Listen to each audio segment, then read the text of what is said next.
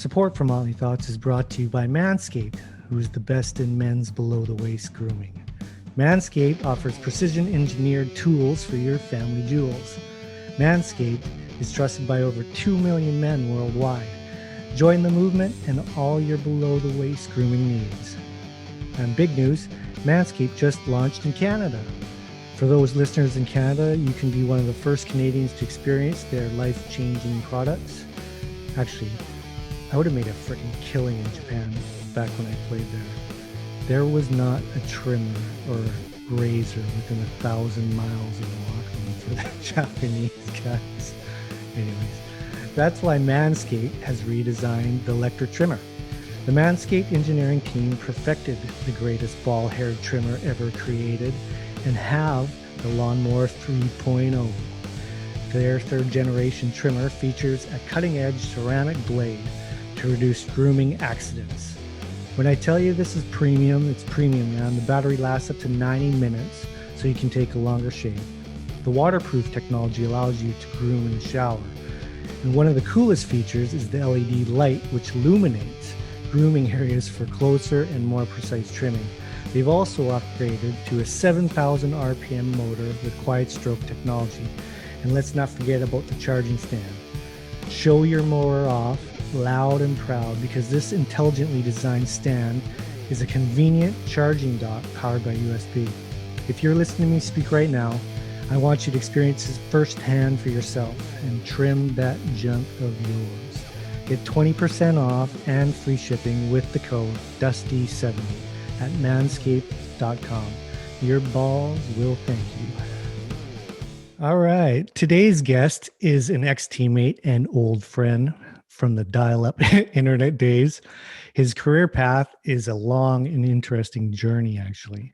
He was drafted 31st overall in the NHL draft by the Florida Panthers, and also had stints in Toronto, LA, and New York with the Islanders. He also played in Germany in the DEL with Mannheim, and then made a final stop in Japan, and that's where we met. His career after hockey actually is just as interesting. He is now a high-performance mindset coach and has his own podcast called Up My Hockey, which I've been on. I see him every day on the social media and Instagram and all that, working tirelessly with kids on and off the ice. And it is really awesome to see him giving back so much to the community and the game. Even though this guy has no hair, he has Samson-like powers and energy. So it gives me great pleasure in welcoming my friend, Mr. Jason Podollan. Thanks for letting me listen to that, Dusty. Good to be here, man. How you doing, man? Good. Yeah, doing great. Thanks for having me on. Yeah. I've been, like I said, I've been watching, through Insta and all your stories and all this constant work you're doing with kids. It's like you have, how many kids you have? I have 3. You have 3 of your own. That's not enough for you, eh? Well, you know what, man? Like, I don't know. Everyone's got to pay the bills some way, right? Yeah. And yeah, I mean, like, not that I definitely have a strong personal connection to what I do. I happen to be good at it. I mean, at the youth level, I guess, these are young athletes, right? Which isn't really my expertise as far as, the mindset stuff that I do. Right. But, geez, I mean, I got these 3 boys that they still like hanging out with me. They still think dad's kind of cool, which I got to take advantage of. And, get to create some great programming at that age. I get to hang out with them, they get to create friendships. And yeah, I mean, it's not for everybody. Some of the parents are like, oh my God, I don't know how you do it. Right. But it's like, I don't know. To me, it's easy. It's fun. I like giving these kids something, to look forward to and get better in the process. So it's fun. It's really, really great, especially now with everything that's going on, and that you're able to still push forward, that connection and not lose that, because it's disappearing in a lot of places with kids, and a lot of negative stuff with that follows. And that the fact that you're getting the kids out there and being together and just hanging out and playing a game they love, I think it's pretty cool. Yeah. Well, I mean, like you said, you hit the nail on the head just with COVID and how weird COVID is and Yeah. has been and the impact it's had everywhere. Hmm. I know a lot of us, there's financial impact. I mean, this has touched everyone somehow. For me, it's the kids that really bothers me the most for whatever reason. Yeah. It doesn't necessarily affect them. Their health and their life isn't in danger specifically. They're at an emotional and a maturity level where they just kind of can't really fathom it or grasp it. And Yeah. yet, everything's just changing so much for them. And talk about the need to be social. Like we all have a need to be social, but at that age, it's like, like that's what it's all about. And for them to have Yeah. that taken away is pretty tough. So yeah, I mean, to provide an environment at some points where they could get out and, be a little bit more, whatever age appropriate stuff and just act and have fun and, run around. I mean, it was good to see and see the smiles and the laughs. So I know it was a good soul thing for a lot of these guys as well. No, for sure. So let me get this straight then exactly. Do you have an actual full on program like with on and off the ice, or did you just kind of build it, as it went, or was it a full on sign up and you're in kind of thing?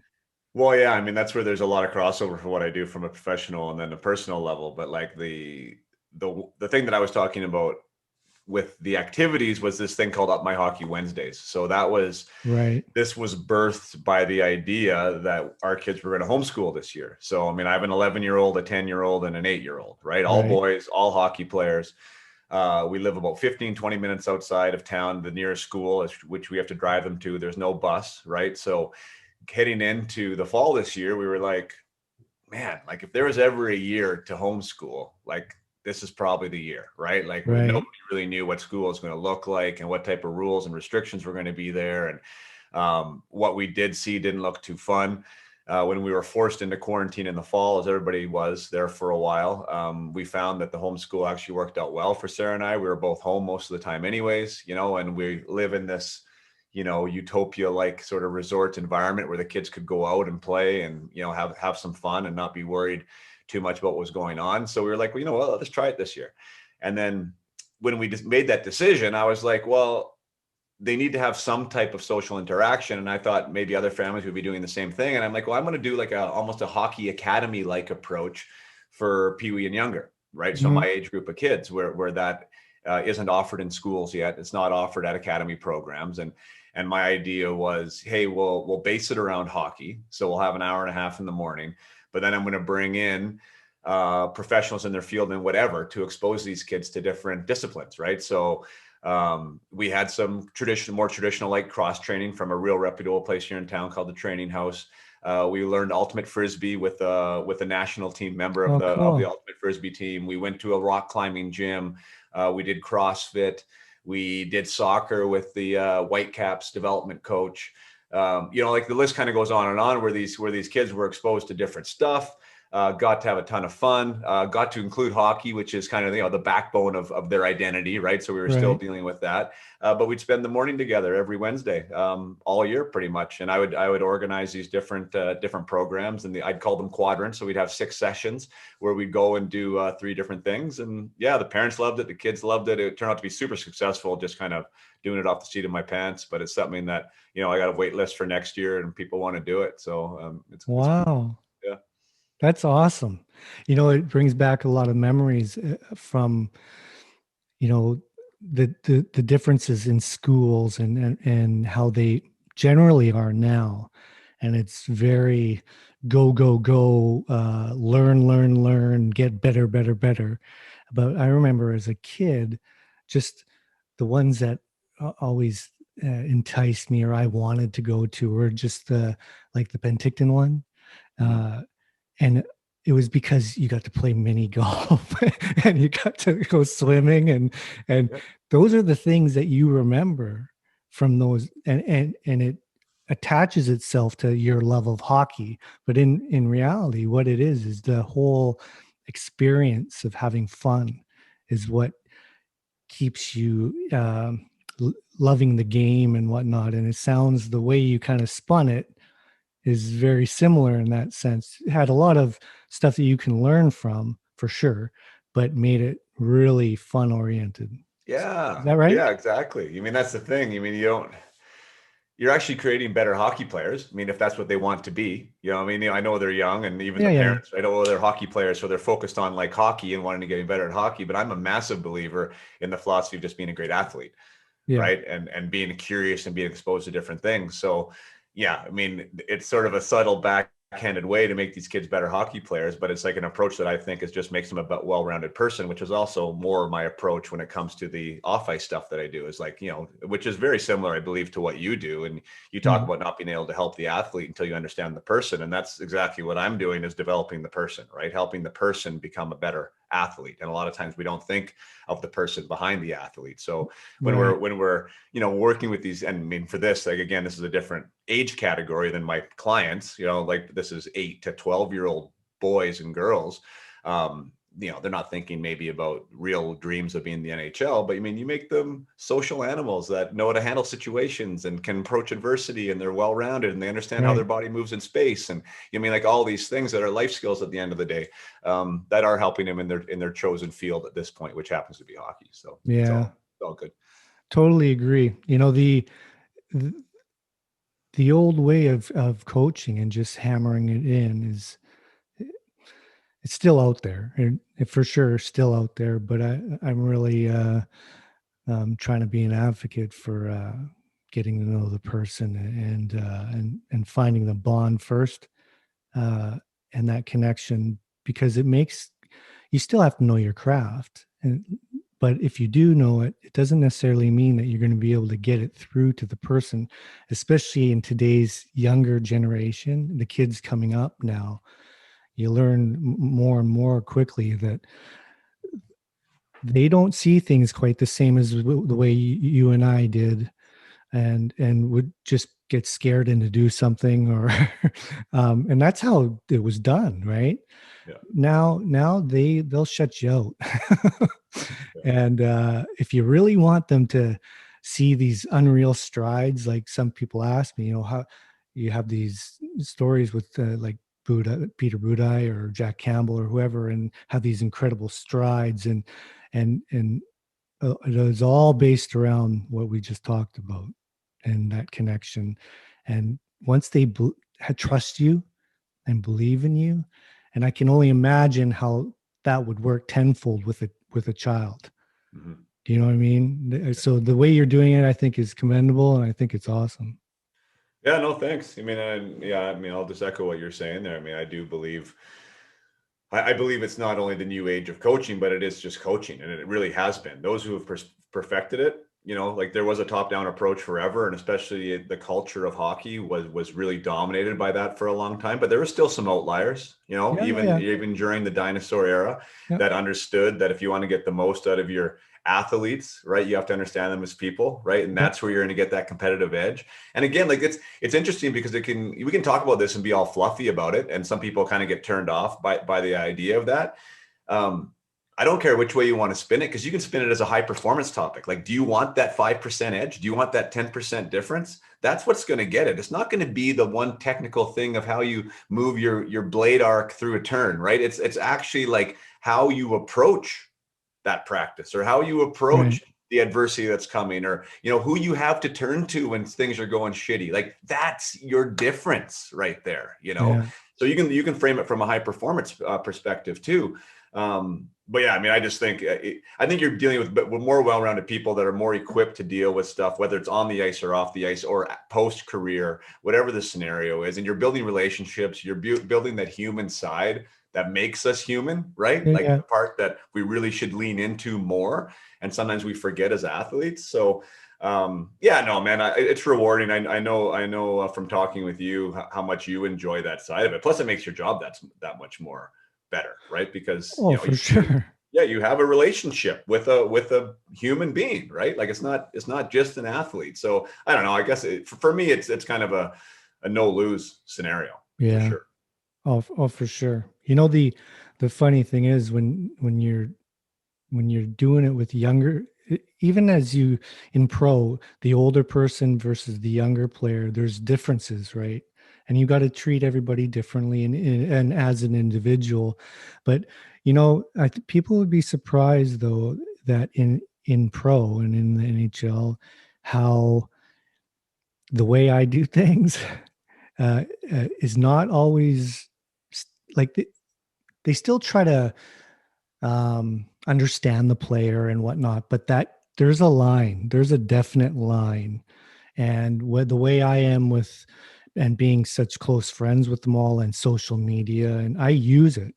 And I took heat for it for the longest time. And people didn't say anything though, because I was having such good results. But I was definitely taking some heat and jokes about, me being on social media. But it's how people communicate now. Like if you can choose to not use internet if you want to be an old man, say I don't like these friggin' iPhones are stupid and whatnot, right? Yeah. Or you can move on with the times and be a part of it. And I chose the latter, and it's made a huge difference. And it's neat to see you evolve too from the last. It's almost like when you do these pods, your podcast, and you have these different coaches on. I notice little bit snippets, differences in your coaching and bringing. You must have a very very cool, well-rounded package now of how you do things. It's neat. You have a Yeah, I mean, it's fun. I think that's just an approach too. I mean, I don't know how you approach your coaching or where you pick up, your things, right? I right. mean, I think we arrive at the scene sort of with a philosophy and like Yeah. an idea, right? And then in practice and as we evolve, I do like I'm like who does what I do really well, or who's better at me at X, or Yeah. who's doing what that's successful. So I mean, I'm completely trying to be a sponge all the time, right? With that, Mhm. that's one thing I've learned. You might learn that a little bit as a player, and more so after I was done playing, like the need that I should have been more like that, like who's doing what well and what are they doing, and try and model that success, like to pick up on stuff. I've definitely inherited that or absorbed that as a coach. So yeah, I mean, I think I'm growing, I'm evolving, just like I want my players and my clients to evolve and grow.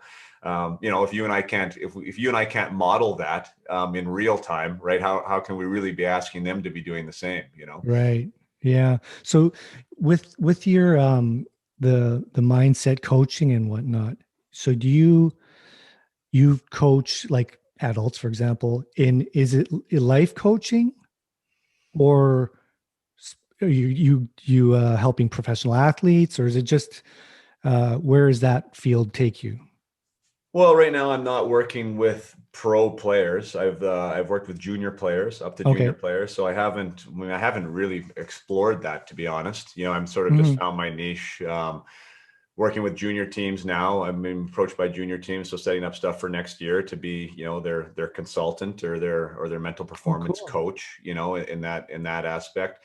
Private clients in the midget age, Bantam midget age is who I've been working as far as private clients is concerned.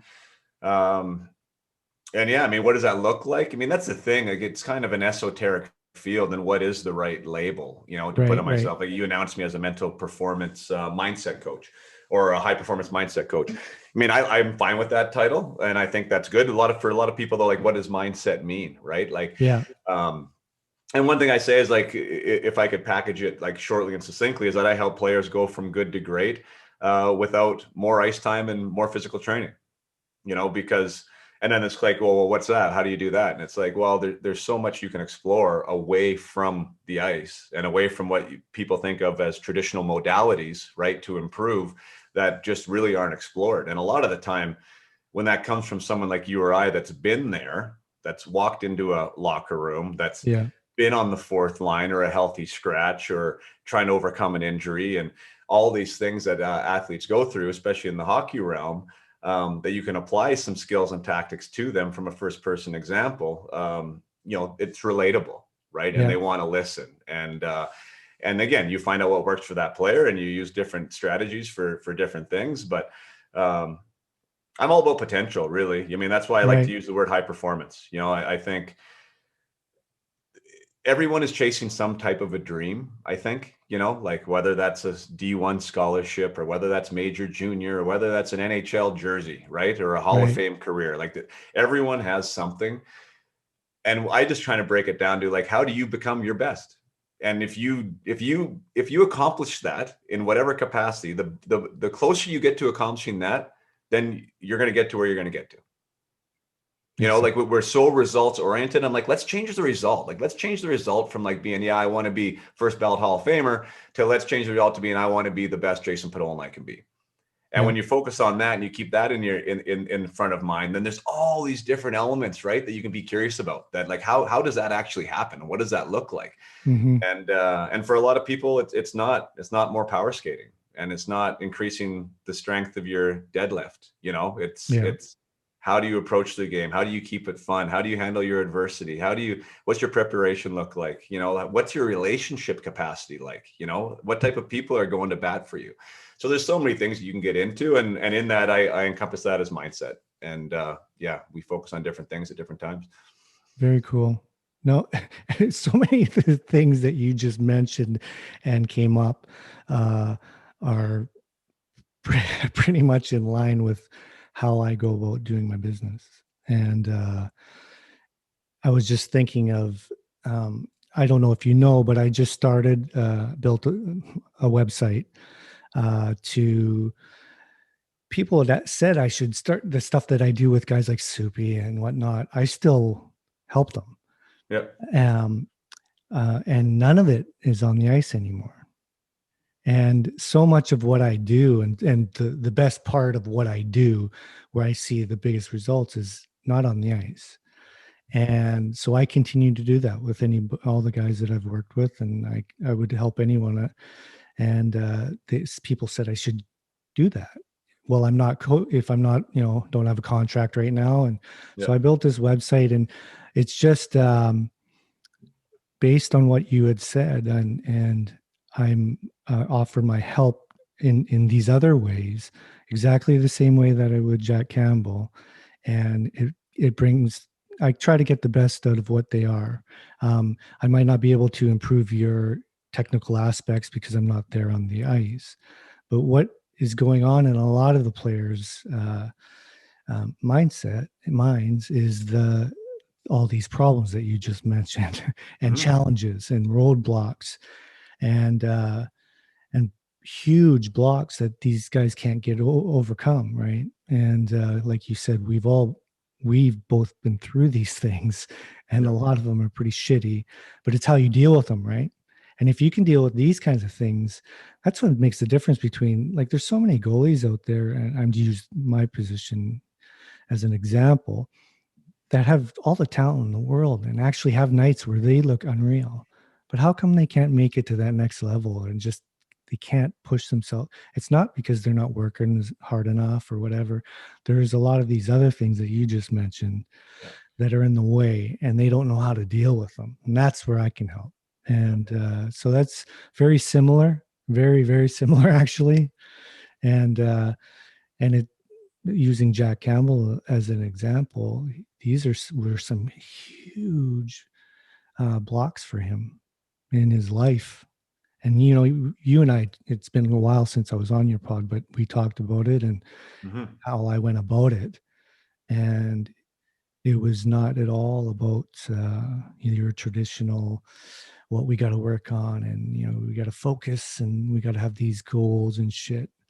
Not at all. In fact, it was quite the opposite, because he was very goal oriented. So I actually tried to wash that and just focus on him and the love of himself and appreciating himself as a person, and just it built that love of being on the ice, having your blades on the ice, and having fun doing it. And then the expansion of your growth can happen. But when you're constantly pushing, and I was like that, man. I don't know what you were like, but as a kid or even as a pro, but like for years I was like that.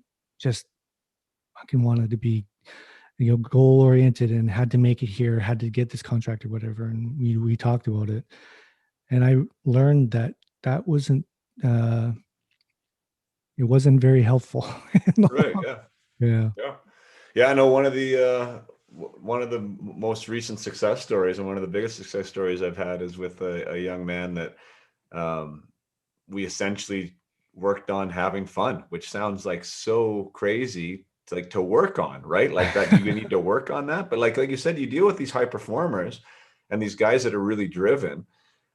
It becomes very, very professional and very business oriented, right? Oh And when yeah. that happens, like, you Oh yeah. lose the concept of what it is, of why you put on the skates in the first place, right? So like we have Right. to like reinvent that passion and that ability to just go out there and enjoy the moment and enjoy what you're doing. And yeah, I mean, and it is something that you do need to work on, because when you're in it yourself, you know as well as I do, right? You get caught up in it and you can't see Oh the forest through the trees, right? Like, you don't know yeah. where to start. How can I ever unwind this, right? Or unpack this?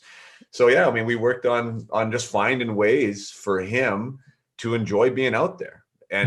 And then it became less critical of himself, right? Began to handle mistakes better because he had a different perspective on it, right? His focus changed.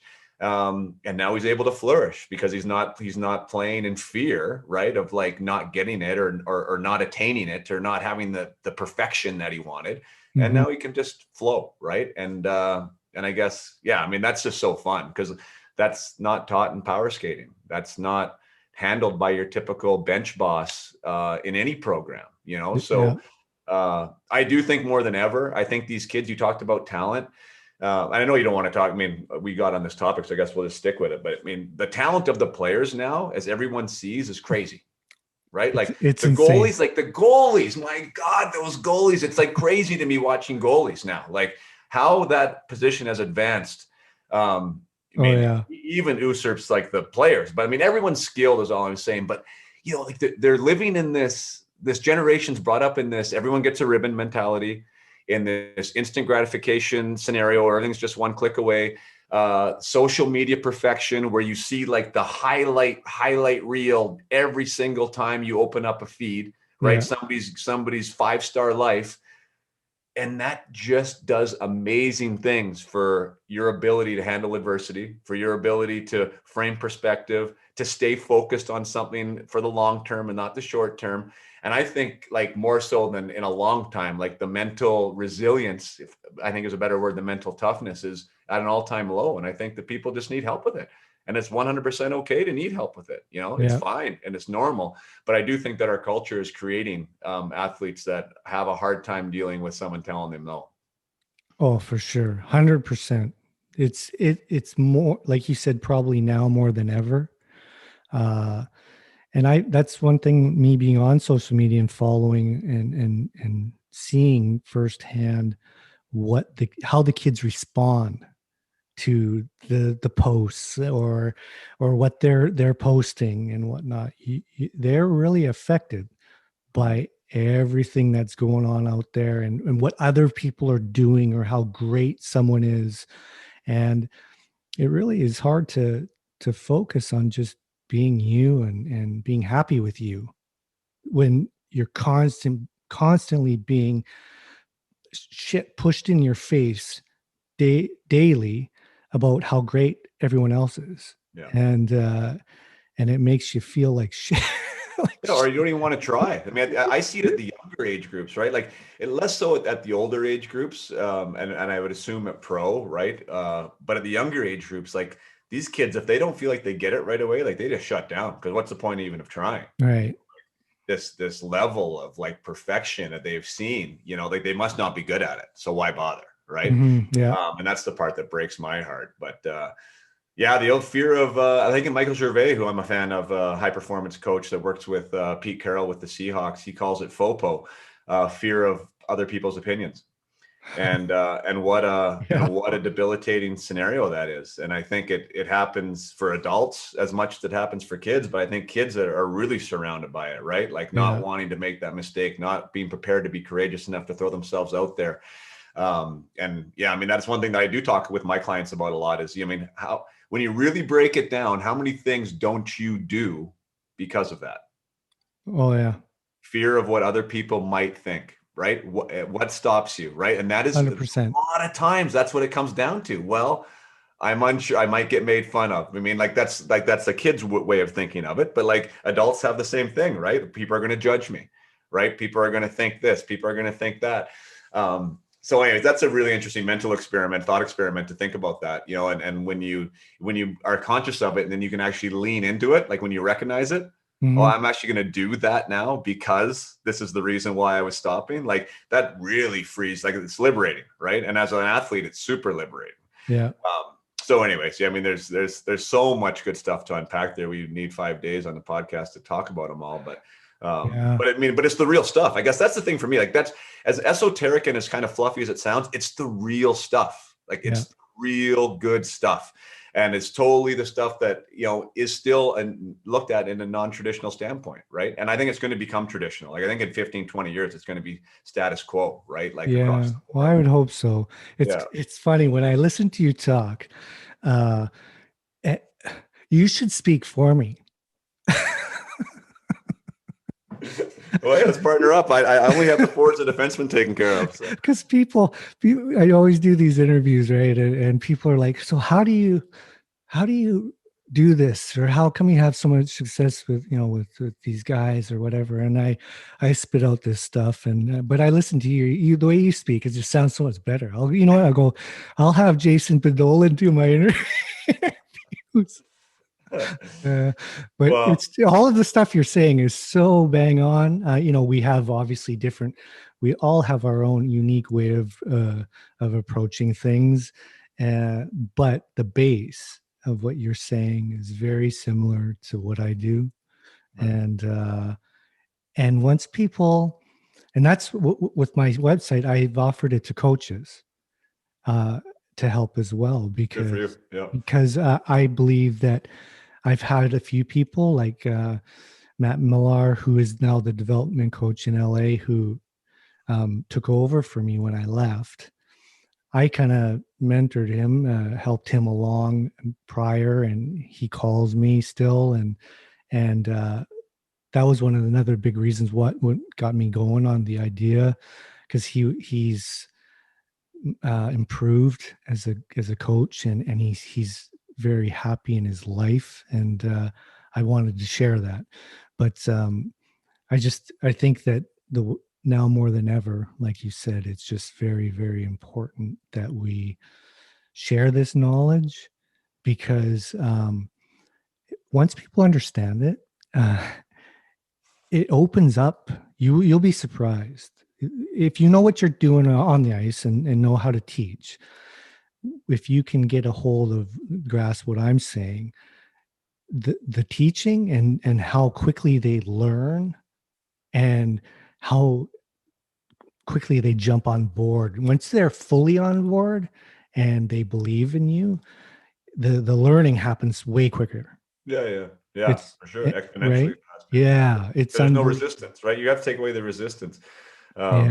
Yeah, for sure. No, I'm with you on that. And yeah, it's funny because you just said a great point there. I mean, the evolution of even what I do, and one of the things I haven't signed with them yet, so I won't bring up the name, but a coach for an OHL team was going over the package and stuff, and he was like, you know what, like you should, instead of just the team, you should offer this to the coaching staff as well, like from the coach with the general manager sitting in all the way to the equipment manager. He's like this stuff that you're talking about, the culture and the character and the communication. And he's like we need this as much as the players do. And if we were all on the same page, like I would find that super beneficial. And so from that conversation, had other conversations, and now I'm developing like a front end aspect to the back end program, so the coaches can be on the same board too. So I mean, it's, people are more hungry for it now than I think they have been in a long time. It's the barriers are starting to break, and I mean, again, I'm a massive believer just in the philosophy of one-on-one coaching in general. Like I think that's the way of high performance. I mean, I have a coach myself. I mean, I just hired one again a week ago. I believe that's how you get the most out of yourself, right? Getting someone that knows you, bringing different perspectives, different people, different tools, different techniques, someone to keep you accountable and keep you on track. And I think athletic performance, in some sports have done it. Hockey has been an outlier all the time. They're always slow to the party, but it's starting to get there. I mean, it's starting to get there to understand that there's value there. So, anyways, like the poor days of Cristobal Huet, who I interviewed there about a month ago or 2 months ago. He had his first goalie coach at 22. He said, like, my son who's 10 probably, like, I don't know how many goalie coaches he's seen already, because that's the way it goes. That's why these kids are so darn good now, and the technical aspects, right? Yeah, it's insane. Yeah. Well, we talked about the coaching, the side of it, as far as this meant teaching this way of thinking.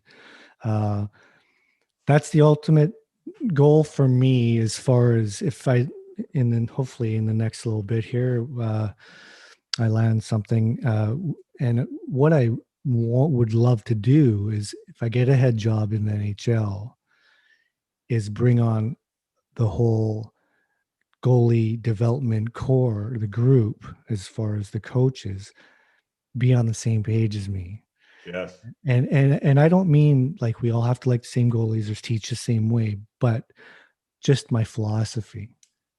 And I'm going to really encourage that from the bottom to the top, and we all live that kind of lifestyle as far as our coaching and way we approach the kids and the players. And that's my ultimate dream. I would love that. And I've talked to a bunch of coaches, and Peter Budaj, who's retired now, is coaching now. He's starting, and he's hoping to land his first gig in pro, fingers crossed. And but I would love to, because Boods totally loves the way I do things, and bring in guys that have like minds. Everybody's their own people, but that'd be the ultimate gig for me, to see that whole, the way things are change a little bit in approach, because it's still there, it's still there in the NHL. Unfortunately, the way, there's a line, the players here, the coaches here, and that's that. And you can have a small connection on the ice and that, but that's where it ends. Yeah. But I wanted to go to the next step. You know what I mean? Sure.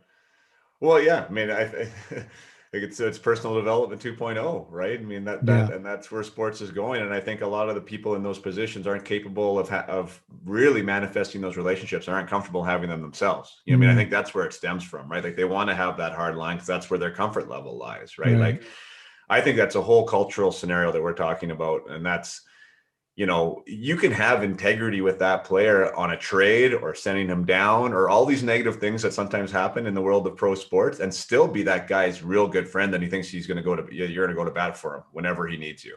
Right. Like, I have no problem with that conversation at all. Right. To me, it's actually harder when you don't know the guy and you're messing with his life and you're doing all these things, right, without him knowing and not being upfront about it. So I think there's a way to make that happen. So I 100% agree with you. Like, there's a way to put people first, and keep them first and have them feel first, where they're going to be loyal and they're going to be committed and you're going to get the best out of them as athletes. Again, I mean, NHL is a results game. I mean, period. Right. You need to get results there. Yeah. But it's a flip of that coin, right, of how you're going to get those results. And I think when you put that person first and not the player, and you really, really harvest and you focus on the development of those relationships, that's where you're going to find it. And I mean, yeah, good on you to talk about having the coaches on that same page. Because, I mean, as well as I do, if there's one link in that chain that's not saying the same thing you are, then that culture isn't there. Yeah. So everyone needs to get it. And that was actually interesting when, like, one team particularly this year that I worked with, the coach ended up saying that it was like what we did for an hour a week was better than their practice time, that he would have swapped it for a practice, because, like, as far as like building the culture and having these players on a call together, working through some of these blocks in a group format, that understanding that they do have the same things that they're all wanting to do, or they're all having trouble with, right? That you can actually build a culture around improvement, development, and growth that doesn't feel isolating, like there's anything wrong with you. Because that's a problem too, right? We're all sitting there going, oh shit, but he doesn't feel like that. Why do I feel like this? No one else is going through this, right? But we're all going through it, Yeah. So when you have it, like when you have 20 strong in a room that understand, like, yeah, we're all doing this together. We're all on this journey and we all want to be better. That's a really interesting environment to operate in. It's really fun. Well, our general mindset as far as hockey players and how we're conditioned in the past is be tough, Yeah. Oh and yeah. showing any sign of lack of toughness uh, is a bit of a sign of weakness. Yeah. And so people shut up and don't say anything, Yeah. Don't say nothing. regardless what it is, whether it's something to do with your life that sucks, or you're having trouble with, or on the ice. And our general way of thinking is to don't say anything. And guys really suffer from that all the Yeah. time. Pro too, in NHL happens all the time. So having people like yourself, just with that the idea of doing things this way, people, you'll be surprised, man. If you get someone to open up, there's all kinds of shit going on in their lives that needs to be talked about. And once that's freed up, you can begin to heal and improve and build your life. But until, if you keep everything bottled up inside and be the traditional hockey player, you kind of just go with what happens. You kind of implode almost over Yeah. time. Yeah, well, it's too much to bear, right? And yeah, Yeah. and we're dealing with all types of masks in that scenario. I mean, masculinity is one of them. Like, what does it mean to be a guy? I mean, I have female clients too, but I mean, when you're dealing with like males who are now hockey players, they think that this, like, when you are those two things, like you show up and you act and you behave a certain way, Yeah. and you're supposed to be tougher than everybody, and you're supposed to be this, and you're supposed to be that. So there's a lot of stigma that comes with that position. And I think, I mean, maybe a page out of Brene Brown's book, which is funny in the hockey environment, but like, I try and be courageous in the fact of talking about what it is that I've gone through, or what it is that have gone through or had a Right. hard time with, and showing like the courage, the bravery, the strength that it requires to say that, to talk about it. Right. Like, Mm-hmm. that's a different type of toughness. It's really tough to do that. Yeah. And sometimes more tough than just saying that there's nothing wrong there. So yeah, when you can incorporate that and encourage that, I mean, on a one-on-one scenario, for sure. I mean, I've seen it tons of times, and I've seen it in a group environment where like a group of athletes, and in this case, teenage boys, that was like, it was like the whole world opened for them. And like, then the change was crazy, like what they were able to talk about, what they were able to share, what they were able to, to grow together was so super fun, like, to see, and so rewarding. And so it's there. Like, I just know it's there. Right? I mean, it's underneath the surface everywhere, and the teams that are getting behind it and are getting on board with it are seeing the benefits of it. So I mean, it's an easy thing, to get excited about, I guess. Very cool.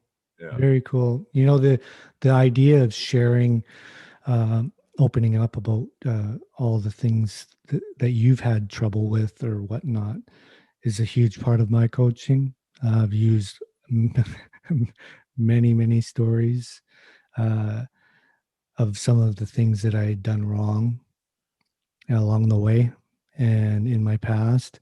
And you know what? Years and years ago, I probably would never have said any of the stuff.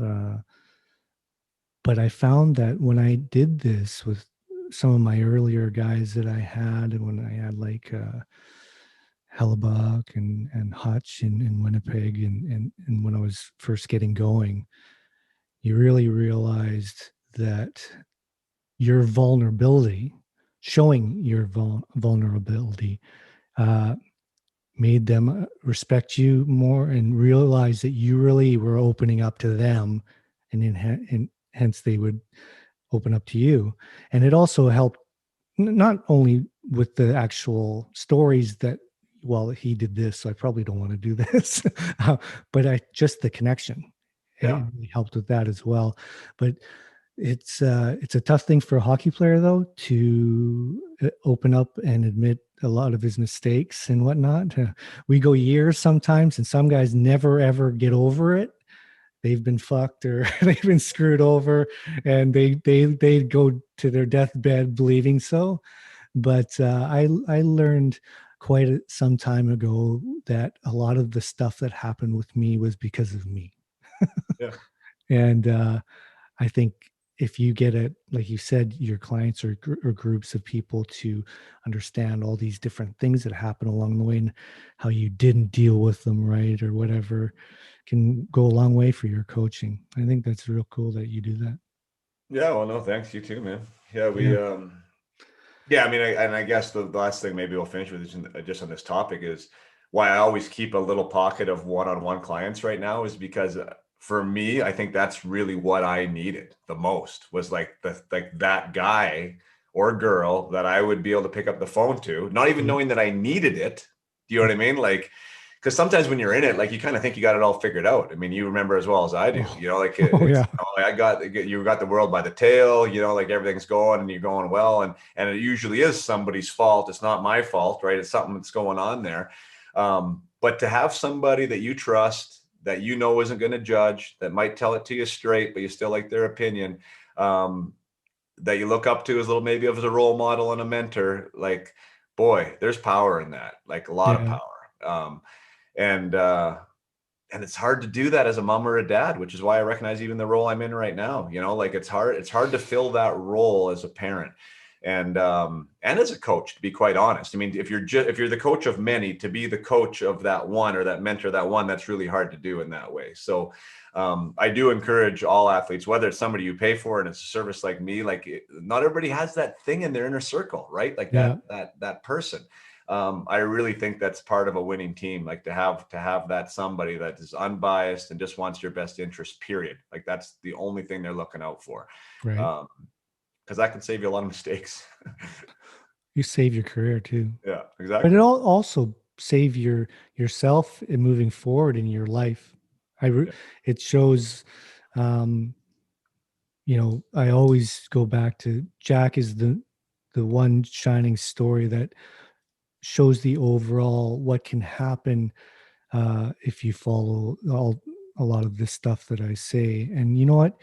If Soupy um, loses in the first round uh, in the playoffs here, he's going to be okay. I know that now. You know what I mean? Yeah, yeah. What a And great example he is too. Like you said, like if we're talking about talent, right? All the talent in the world, first round pick, right? mhm, Like scouts lighten up scouts' radar at a young age, and has a real hard time figuring it out. And it's not because he's not talented enough, mhm. right? It It's wasn't because of that. everything that It's we've talked because, about. yeah, Everything. yeah. Somewhere, some lines got crossed, right? And the neurology started to change, and he started, whatever that thing was. And I know we spoke about it more in our podcast a little bit, but yeah, what a great like redemption story right now. Like we're right in the middle of it. It's not over yet. Hopefully it's just beginning, right? Yeah, and I've said it in a million interviews that I've always believed that this is where he's meant to be, and be a number one guy. And I'll go to the grave saying that, and I still believe it. And all these doubters, and I'm glad we bringing it up because I've did a bunch of interviews earlier when Subi was breaking the records and all that stuff, but I've been listening, and there's all these doubters, about his experience and blah blah fucking blah. And I've wanted someone to come call me now, Yeah. so I can just say something and say, "Hey, just shut up, watch the game, support him, and it win, lose or draw. You know what? He's going to give you the best." And I, I just after all he's done this season, to still like, why doubt him? Right. Where's the positive energy in that? Anyways, I want to do an interview now because I just want to put a little positive vibe or in his kitchen, because it's just the media. Holy, Well, Toronto media is the worst. I know well, you've been firsthand. there. Tough market to be in, but yeah, I mean, just watching him and knowing like the little that I do know, about you guys working together and some of his struggles and challenges, like, and then watching him again, not a finished product because none of us are, but like Mhm.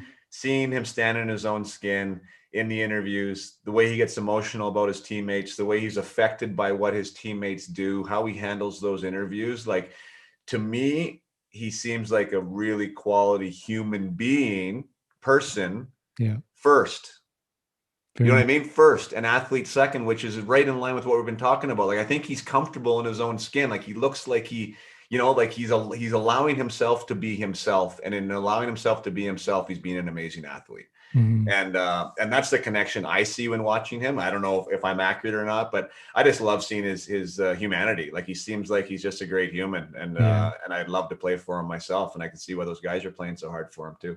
Yeah. Well, I said it. I remember. I think it was the Leafs lunch. I did it with Andy, an interview, and I just said that one of the big things about being a number one guy is having people that would put their face in front of a puck for you. That would, they would do anything, take a bullet for you, basically. And he is that type of person that people genuinely, you listen to those interviews, that's not bullshit. It's other people talking about soup. Like he's the genuine article. Guys love playing for him. And especially as a goalie, as much as it seems like, and can be an individual position, we are in dire need of what happens in front of us to be successful. Yeah. You can't win a game on your own. And when you have guys that not only are working hard, but actually going to war for you, that's where you build winning teams.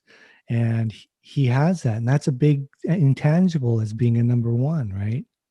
There are goalies out there, and I won't name names, that are great goalies, but have never won. And one of the big things that you hear behind the scenes is they're not great team guys. They don't particularly liked. Yeah.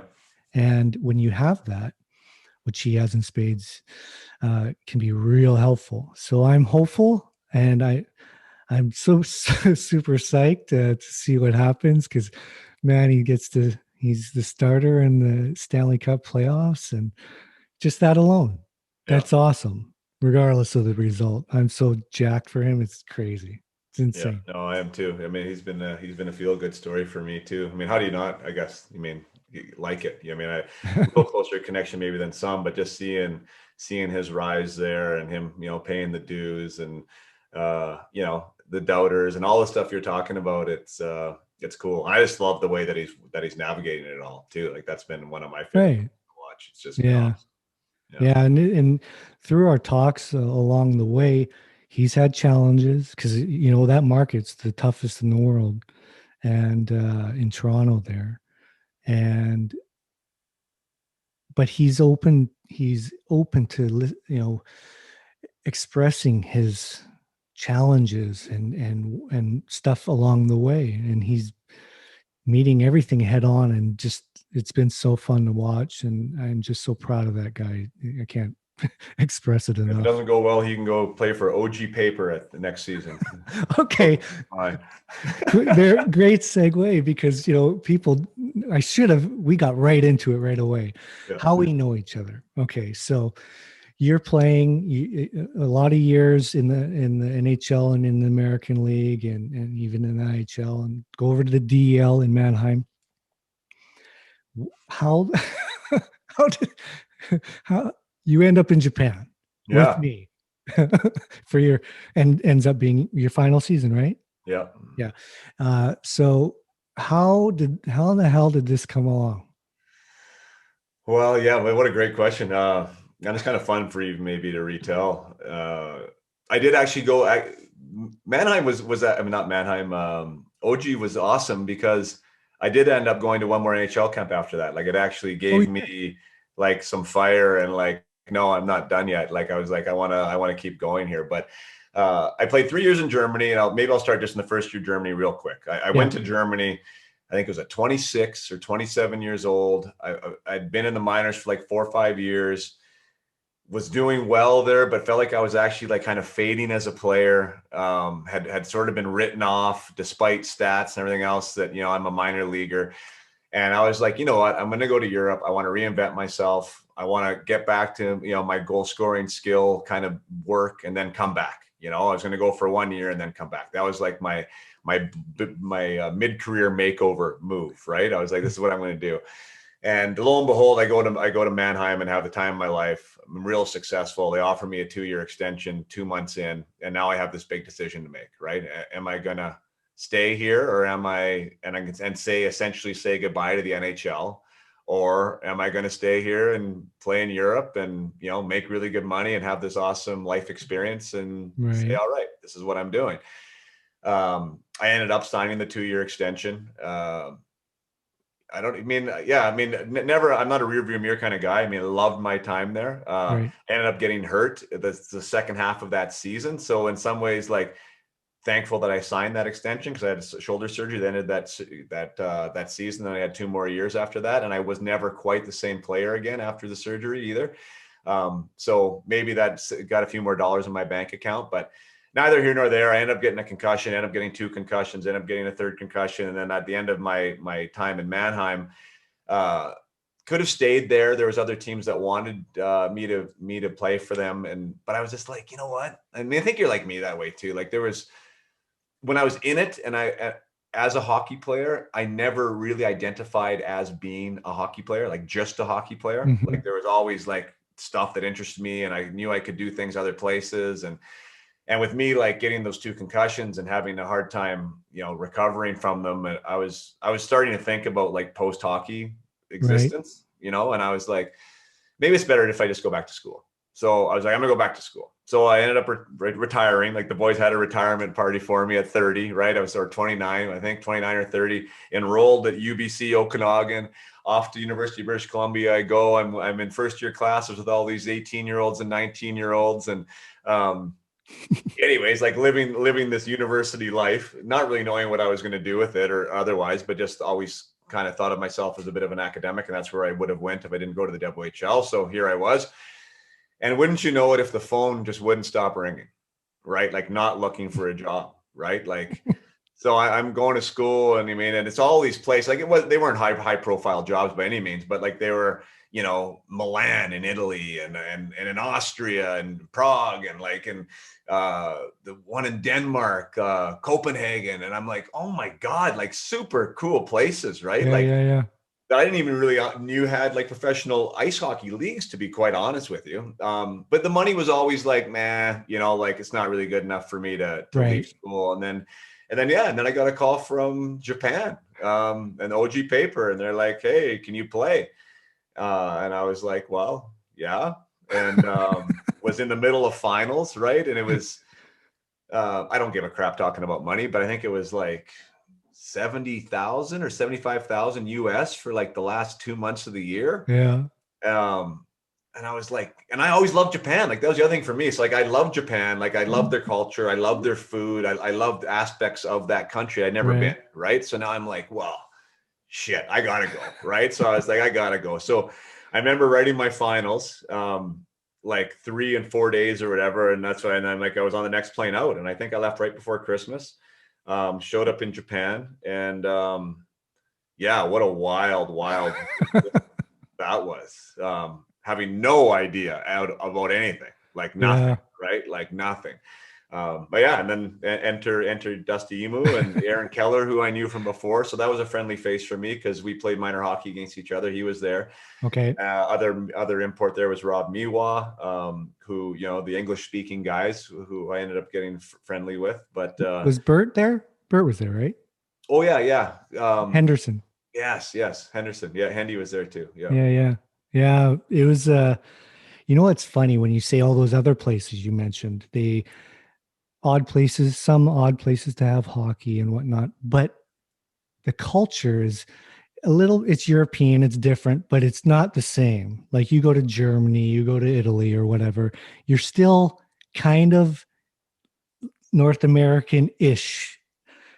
But then you throw hockey over in Japan, it's like a whole nother world, isn't it? Especially where we were. I mean, you would know better than me because you played in other places, but like, that one, I forget what it was. I think there was some type of, there was some break when I was there. I don't know what it was, but I think it was in February or something where it broke. We broke for a week, and guys were allowed to go wherever they wanted or whatever. And I went down to Tokyo, and then I went up to Osaka, and then I think to Hokkaido.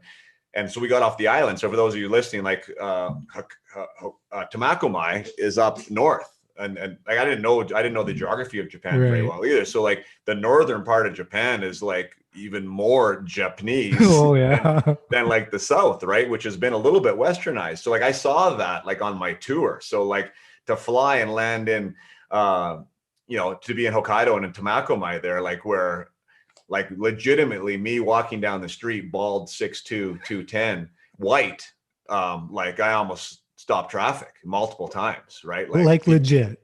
yeah, people hadn't seen somebody looked like me in person before. Like it was Yeah. like, holy smokes. So yeah, it was very foreign to be there. I've said a lot of times when people have asked me, like, it felt a little bit like I was in the movie Lost in Translation with who's that? Billy Chris? No, who is that? Is that Billy? Like Bill Murray Oh, Bill Murray. Yeah, with Bill Murray. and Like it Scarlett just everything Johansson. seemed to be a little bit slower. Like it almost seemed to be a little bit fog-like to me. I don't know. Like it was really great in a lot of aspects, but it was definitely really solitary. If I wasn't at the rink, like I was by myself. I mean, you guys all had families, and like the Japanese guys spoke only Japanese. It wasn't like I was going out with them. So I was living a very, very isolated life in the apartment. And other than banging my head 10 times a day on all the overhead door passes, I didn't have too much to do.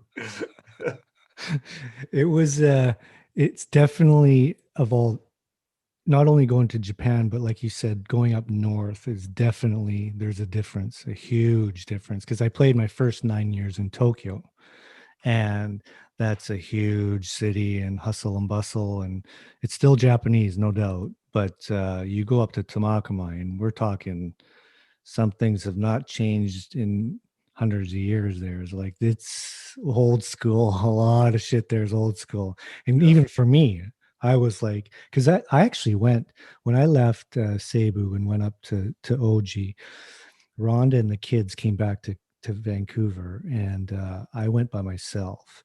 They came one of the years for a few months. We tried to homeschool them there, and that bomb died big time. So they ended up going back in January. But so for the most part, for those 3 years, I played there by myself, and I know that feeling. And I was cultured, like I'd been around for years and years. But even for me, being up there at times was just like banging my head on the wall. And I might have been at the height of my drinking point, I think, around around that time. I don't drink anymore, but around that time, I was definitely, because at least when you have family, mind you, I was drinking a lot in Cebu too, but at least when I had my family, you had spent a lot of home time when you're back from the road trips with the family. Yeah. But when I was up there, if you're not doing anything at nighttime, you're like just going stir crazy. So Yeah. where do you go? The snack bars. Remember? Yeah, those things. Yeah, I mean, I went out a couple times, and it was like that. Like the whole social dynamic of Yeah, Japan, and like how, I don't know what the right word is, like male centric it is. Like that very, yeah, existence there is like, wow. It was like, holy, like this exists like in a civilized country. It's like crazy. It was, yeah, it was a new world. I love the rink time there, though. I love the food. Like I remember the meals that they would bring in, yeah, after practice in the morning, and the way the whole, like the health scenario, like with the sauna and the hot tubs and like all that stuff. Like I spent a ton of time at the rink, I mean, because I loved all that stuff. Right. It right. was all taken. Plus, there was nowhere else for me to go. So I mean, I was at the rink a lot. But yeah, I mean, the hockey too. I mean, the hockey took a little getting used to. Like as far as, I don't know what it would have been like as a goalie, because the game for me as a player, the game was different, because there's times where when you have a puck and you're in the middle of doing something on the ice that you can't, or at least I didn't know where everyone was at all times on the Right. ice, like where you just make an instinctual play where you think somebody's going to be, because that's where, it's been done for me and where I came from forever. And you make that no look play, and there's no one there though in Japan. Like no one's ready to start the cycle, or no one's following up, or whatever the case may be. Right. So I Right. remember I first got there, it was like a lot of like, oh shit, that guy's, and I had to kind of relearn it a little bit. But as far as from a skill level and a speed level, like the players were good. I thought the the league was competitive. Mm-hmm. Yeah, I mean, it was fun. Like I said, I got a little bit of fire back in my belly and ended up getting a tryout with the Red Wings the next year and trained really hard that summer. And actually I had a really good chance of making that team, but then hurt myself again. And then I was just like, I'm That not was going it. back to the minors. So, but anyways, but yeah, it was fun. Got to go That, to China too, right? Like we should. So for me, like that was super cool. I'd never been there. I got to walk the Berlin Wall, or they mean not the Berlin Wall. Sorry, the Great Wall there with you. And I just saw that. I was looking at some pictures because I was going to post some stuff after we did this pod, and I saw a bunch of these photos I had kept away of us, me, you, and Bert at the wall, and very cool pictures. yeah, Very cool. yeah, you gotta make sure you tag me on those because I mean I remember them. I don't know if I have any physical pictures, but I totally remember being there. Like I remember those markets too. Like I think we might have been in the market where COVID was started. I mean, we were storming around there and like what a yeah, that was really wild. And then we went to Korea too. Like that was really special for me actually. Now that I think about it, like Yeah. that 'Cause- time of the year because there was teams from Korea that were I got to go to Seoul and right. to Beijing and spend some time in Japan all in like 3 months and got to visit like those cities that I talked about. So again, like from a life experience standpoint, like that was really special time for me. It was super cool. Yeah. Those last few years for me were that's when they brought in that Asia League. Prior to you and that whole time, it was just the Japan League. And then they had this grand idea to bring in a couple Chinese teams, a couple Korean teams, and one of the years we had a Russian team in Khabarovsk, Amur, and yeah, it was a weird time. To be quite honest, I hated going there. I didn't mind Korea so much. China, especially the cities they chose. There was Harbin was one of them, and it was just not cool for me. But and it's kind of weird now because I end up coaching in the K and in China Yeah. that one year, and I'm not really allowed to talk about that. But anyways, had its challenges. But yeah, the that year that you came in such a short time, a lot of different places and Yeah. different types, like culturally, China and Japan are so different, and Korea is a little bit kind of in the middle of all that. Yeah, I Uh, agree. Actually, that's a good way to put it. I would agree with that. yeah, but yeah, what an experience for you though to be able to do that and just kind of out of the blue, eh? Like Oh, it's totally out of the blue. Yeah, I mean, it all happened in like 2 weeks. I mean, I was like I said, I was studying for a philosophy 101 final, and all of a sudden I'm on a plane. Like I think it was like Christmas Eve, right, to Japan and to a place that I didn't even know existed. 2 weeks earlier, essentially. that's too Um, cool. yeah, I've played with a lot of really cool, made some good friends with the import guys that have come along through when had came along through. Um, Tom Curvers and you name there's a ton of guys that really good guys, but they all say really nice things about their experience. And most of the guys usually come for 1-2 years and then kind of move on. That's how it was, anyways. mhm. But it was really neat the friendships we developed and in such a short time, and it's been pretty cool. I was going to ask you quickly uh, before we finish off here. You you played also in St. John's, did you not? Yeah. Yeah, Oh yeah. because I spent a lot of time there when You I was did? with when I was with Winnipeg, and our American League team was in St. John's. Oh, you were in like Newfoundland.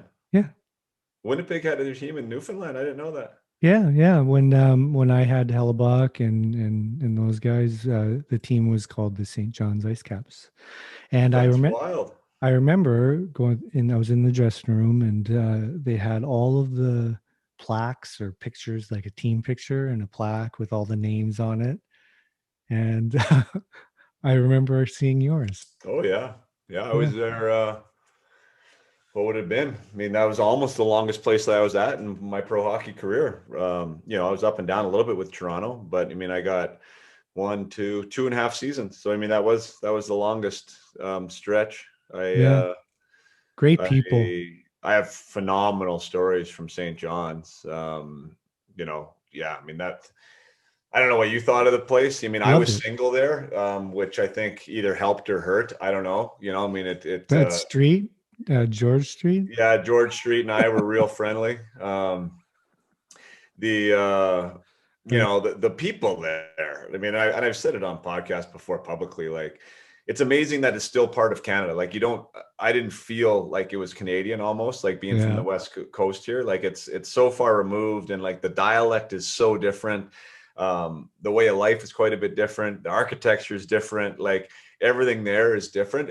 But there's such an amazing, welcoming and vibrant people, just collectively, that like I really felt comfortable there. They were so good to me, and yeah, and I enjoyed it. And as far as taking your mind off the game when you're in the minors and not wanting to be someplace, I guess, like that social element there, I think probably kept me sane. It might also kept me from the NHL, but well, I say that kind of more as a joke, because I had my most productive time. I led the AHL in scoring in that town. I mean, I had 43 goals in 60 games or something. It was number one in the minors that year. So I mean, Oh, cool. yeah, so it was, I mean, it was productive for me too. I had some really good line mates there. So yeah, I mean, so that whole thing was fun. But I mean, there's obviously, violent weather, right? I mean, like Yeah. there's some craziness about being there too. That's different, but really blessed from my time there. And I 100% endorse anybody, especially if you're Canadian, to go visit, because like that neck of the woods to me is, we're so prone right on the West Coast to go to Hawaii or down to Mexico, or, like whatever, these West Coast kind of adventures, that we don't think of going 4.5 time zones away in our own country. And, and it is expensive, and I get it, but boy, I mean, I think it's one of those things that you'll never regret ever. Yeah. Visit. Well, that's why I wanted to bring it up. Not just because you played there and I coached there, but just the whole vibe of St. John's. I thought it was a good thing to bring up because it's kind of an untold place, and no one really talks about it. It's just over there, and Yeah. like you said, though, and the way you get there too, it almost like it legit is another world. The way you got to get into that place, Yeah. and sometimes can't get out. It's like it's isolated, but it is so cool. But more than anything, the people to me were just really special. The weather sucked balls for most of the year, but I had my family come visit during the Calder final run, and the weather was starting to get nice. Yeah. And we went on those iceberg tour thing, and the lighthouse, and just some of the scenery. And I come from, we both come from BC, which is the most beautiful place in the world, but it's different beautiful. Yeah. It's gorgeous there. It's Absolutely gorgeous. I lived like my address, my second year, my first year I lived in Torbay, which was about 15, 20 minutes outside of St. John's, like up on a cliff, this gorgeous house, like on this bay. Gorgeous. And then my next year I lived just underneath Signal Hill. So I'm sure you did the Signal Hill walk, right? Like, Mhm. and I was like, my house was like number 3 First Street. Like it was like maybe one of the first places ever built. Like it was up at the end of this road, looking over the harbor where the icebergs float in and like the ships come in and stuff, and you could see downtown. And like it was spectacular. Like, and you'd get me if I knew a storm was coming before anyone else did, right? Because I was like right on the edge overlooking the rocks and stuff. And I really loved that. I mean, it was really cool there. That's why I was surprised when they brought another AHL team in, because like as a hockey player and trying to make the NHL, it was awful because no one was ever there to watch you. And it was before the time of like the videos and stuff too, right? So like Instat didn't exist. You couldn't see a game in St. John's unless you were there. And who the hell was going to St. John's? So like no one ever saw you. And that included the Toronto Maple Leaf staff who were never there, right? So like they were never there. And the only time you'd get seen if you were going on a road trip for 15 days and you'd play 10 games in 15 days, bussing between and having shit hamburgers and pizza for pregame. You know what I mean? Like that was your audition to the hockey world. So it was like, it wasn't really designed well. And plus for call-ups too. awful. Right? Like, it's so far away that you're not getting called up for a day of a game one if somebody's hurt or whatever, right? So like you're really isolated in that way too. So anyways, I mean, I did enjoy my time there. I was surprised that they would come up with the idea that, hey, this is such a good idea, somebody else should put a team here. Like Well, Winnipeg. they did Winnipeg, and I remember multiple times because I always lived at the Delta, so the team, the other opposing team would always be there, and multiple times I'd come down in the Monday morning after the weekend games, and they would still be there stuck Oh because of yeah. the weather, and it would fuck their whole schedule up and the Yeah. whole American League schedule up, and it constantly was a battle, and then they moved the team. Uh, Out of there back to Manitoba. And then they brought in another team for the East Coast. Now I don't know if they're called the Growlers, I think, and did amazing. And I don't know if they're coming back or not, but just a constant battle because when you're there, that is the place to have a hockey team as far as there and the Yeah. fans but as far as running with another league, it's Yeah. awful. No, it's Awful. tough. I remember one time we were flying in on we were flying in after, I mean, because you had to fly in, right? That's the only way to leave and the only way to get in. And it was like, you never had a smooth landing ever there, right? Because it was so windy and it was so crazy. And usually we're on these smaller planes too, that weren't huge, which sometimes made it worse. And one of my teammates at the time, Todd Gillingham, did not fly well. Like he didn't fly well just in general. And DJ Smith, that's so funny. Now head coach, I didn't mean to name drop, but that head coach of the Ottawa Senators, he was like, he's always been a pretty funny guy and still is. And so Gilly's like on the back of his seat, like white as a ghost, right? Planes all over the place, and all DJ's right behind him going, this puppy's going down. There's no way we're making it. Right? Shut up. Like Gilly's losing his mind, and DJ's just in his back of his ear, like positive thoughts. Oh my God. But anyways, long story short, so the plane finally lands. This one time it was like horrific. And like, I think everybody on there was scared. Like I didn't think we were going to make it. But we get on the runway, and it's one of those ones where you don't even have like the sky jet or whatever. Like you walk out onto like the tarmac. And as soon as I took one foot off the like to go to the ladder down or the stairs, like I almost got blown off the stairs. Like it was intense. Like how it was like we were in like I don't know, a mini little hurricane or something. Like it was nuts that this plane was even landed. So I mean, to echo your point of like planes not leaving, that wind's going the wrong way, you're not getting out. That's for sure. I don't know how many times we did the down and then back up. Right. Like, sorry, we're not landing. Oh, Yeah. just the worst feeling. Anyways, hey, I really thank you for coming on. I had a great time, man, catching up. Yeah, sweet. Anytime, man. Love to help out fellow podcasters. It's great. The podcasting world. And hey, hopefully we can get, finally catch up and meet in person as this the weather is getting really nice and once we're allowed to meet people. I know, right? But yeah, I'd love to come back up to the Okanagan and see you again, bud.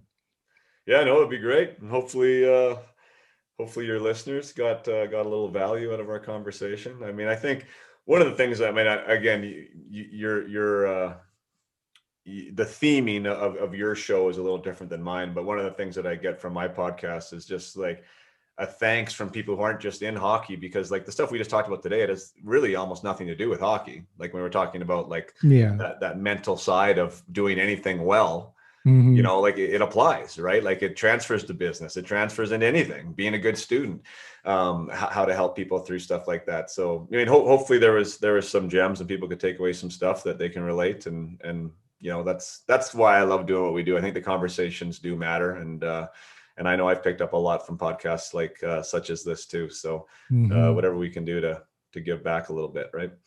Well, for sure. Yeah, you're right about my podcast generally isn't more teaching or very informational or helpful in that way mostly.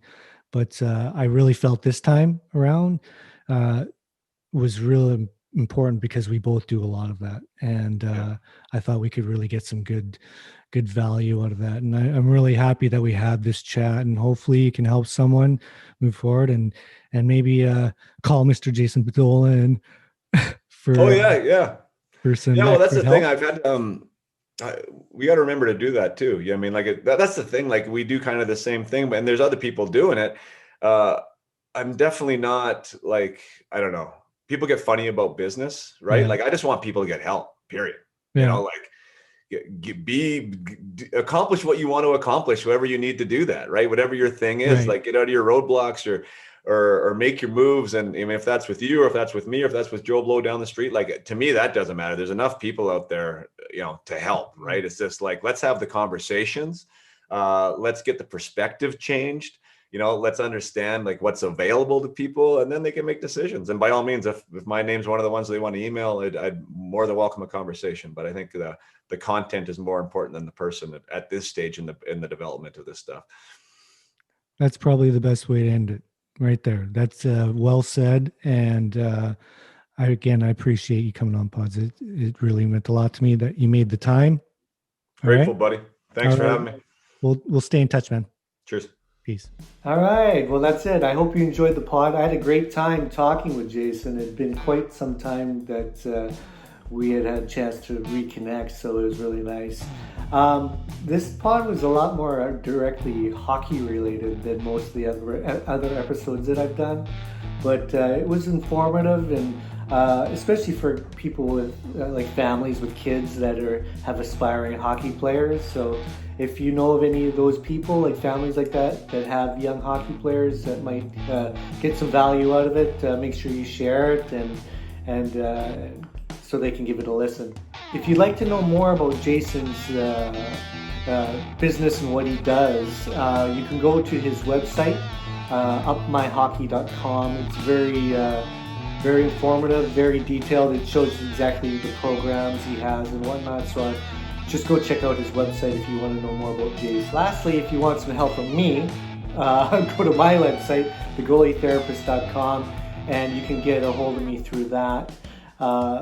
I work with people, one-on-one coaches and goalies, just to help kind of inspire and spread the message of how I go about teaching and whatnot. So if you're interested, give me a shout on my website. Oh, and one last hoo-ah to Soupy.